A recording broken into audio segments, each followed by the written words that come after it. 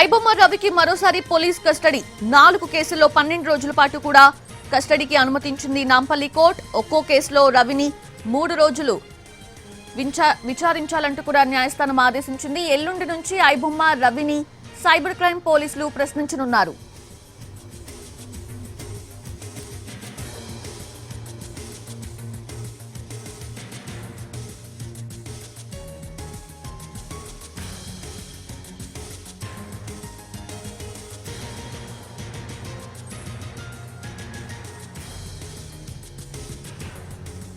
ఐబొమ్మ రవికి పోలీస్ కస్టడీకి నాంపల్లి కోర్టు మరోసారి అనుమతించింది. 4 కేసుల్లో 12 రోజుల పాటు కూడా కస్టడీకి అనుమతించింది. ఒక్కో కేసులో రవిని 3 రోజుల పాటు కూడా విచారించాలని స్పష్టం చేసింది కోర్టు.